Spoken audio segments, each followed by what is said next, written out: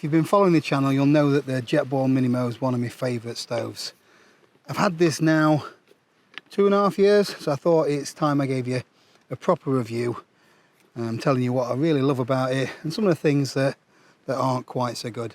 But everything in here, apart from the gas, weighs in at 415 grams. It's quite a compact unit. Everything fits inside the 1 litre pot. I'll get it set up. We'll have a look. So the burner is protected with this little, I think it's a cotton little stuff sack. There's a pot support that you can add on for third-party pans or the Jetboil frying pan. I'll show you that in a bit as well. But the burner just screws onto the gas canister.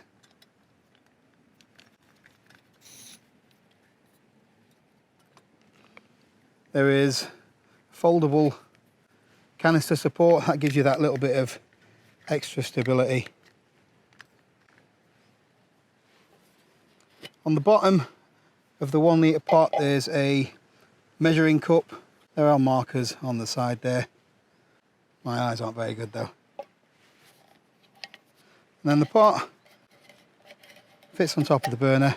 Give it a little twist and you can pick the whole thing up if you wanted to. So I've used the Jetboil in all sorts of different conditions. It's quite windy today, so I'll give you a demo of that. A little bit of water in. The burner on the stove comes with a built-in igniter, which after 2.5 years still works perfectly fine. So Jetboil recommend that you light the stove first before actually putting the pot on top. So the flame can be adjusted with this micro regulator. Putting the lid on helps improve the boil times. However, that's probably the most impressive thing about this stove. The boil times are incredibly rapid. We're almost there. We've only been going a minute. That's it.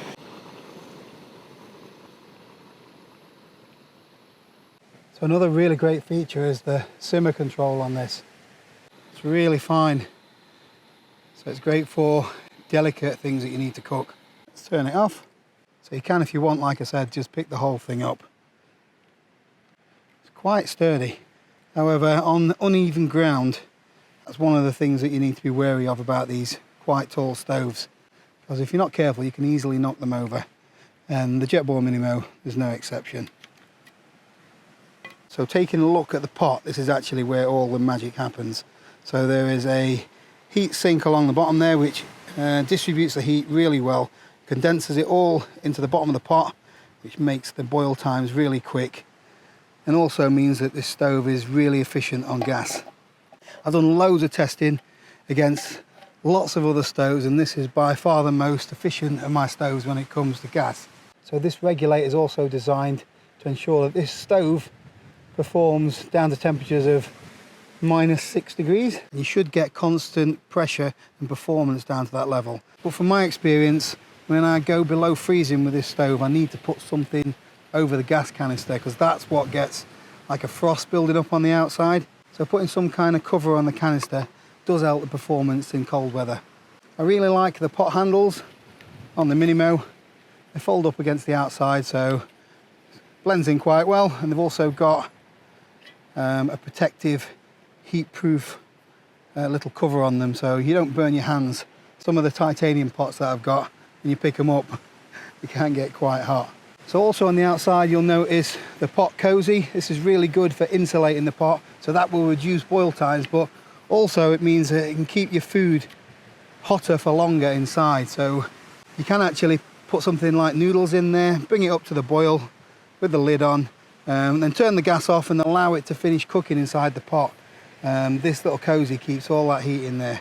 Also means you can actually pick the pot up from the outside if you wanted to, but just be careful not to touch these lips and this bottom heat sink down here, because obviously that's going to be really hot. So moving on to the lid, I found that the lid fits on very securely.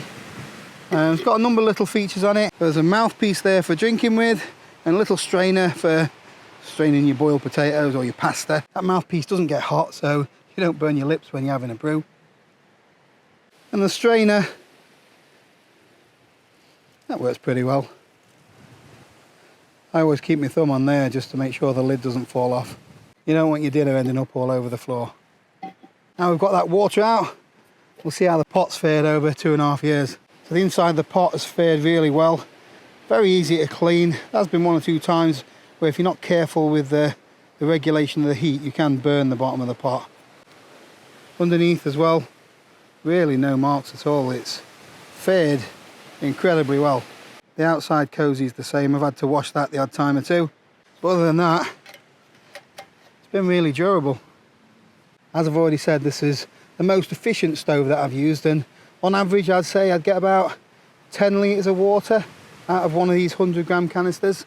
They say 12 litres on the Jetboil website, but the boil times do differ depending on the conditions. So if you've got moderate winds, then obviously your boil times are going to be affected by that. Let's have a look at the cup. Again, I've had no problems with this. I don't use it very much, to be honest. It's just there in the pack to protect the bottom of the stove. I could get away with not taking that if I didn't need to. It doesn't take up any extra space really, so I always take it anyway. So let's take a look at the pot support. That does actually come with the Minimo. That just fits on top there, and then you twist it round and that locks it into place. Now this works really well with the Jetboil skillet. I think that's one of the reasons why this is one of my favourite stoves, because it's so efficient if I just want it to boil water, but it's also great for frying your steak and things like that. So you may see on the bottom of the Jetboil pan there's these little ridges, and they fit seamlessly on the ridges of the pot support. So once the pan's on, it is, obviously you can knock it over. Oop. Careful of the wind. But it sort of locks in place. It's really well balanced because it's got a light handle on it. Some of the pans you get with a heavier handle, they can be a bit uneven when it comes to the weight distribution, but this is really good. And the non-stick coating on this pan is the best that I've used. You can see there's a little bit of dirt on there, but it does come off really easily. I just haven't cleaned it properly from last time. So the Minimo has been a great addition to my camping gear. It's a really versatile bit of kit. It's great for fast boiling, delicate cooking, so I've done omelettes and things like that using this. The pan, I forgot to mention, the way that it's designed is it's thicker in the centre, and then the edges are a little bit thinner, so that allows for the centre heat to evenly distribute, so you don't get such a hot spot normally. Admittedly, if you've got the pan, the burner turned up really high, you are going to get a hotter part in the centre, but it's very easy to control the heat with this burner and this pan combination. So as I'm packing up, I'll tell you about what's not so good. It's only fair that, although I love it, that I give you some of the negatives about it. So the first thing I would say is actually packing it away. So you can get all of the components inside the pot. However, the canister support should fit in there. But if you've got that in there, you can't actually fit the pot support for a frying pan in, which I think is a bit of an oversight by Jetboil. There is a bit of a workaround, which I'll show you. So you get the frying pan support, or big pot support, you put it on top of your gas canister. Then you get the burner, and you have to put that on the other side of the gas canister. Get it all in a little bag, make sure it stays together.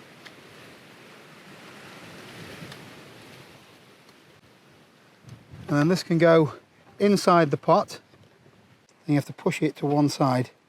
I do it with these two bits pointing downwards, and then that going up there. The canister support can then go down the side, and then the lid will just fit on top. Job done. So the next thing that I don't like quite so much is the price. Although I didn't actually pay for this, this was kindly sent to me by two of my subscribers, Eric and Anne, from over in America actually. So thanks again for that. This still is one of the best bits of kit that I own. This has actually got a retail price of around £160, which I think's pretty steep for a camping stove. So I had a look this morning on the Valley and Peak website. They've got it in a bit of a sale for £144 at the minute. I've also got a discount code with them for 5% off everything, which I'll proper link in the description below if you're interested in that. If you've used Valley and Peak before, by the way, you'll know just how good their customer service is.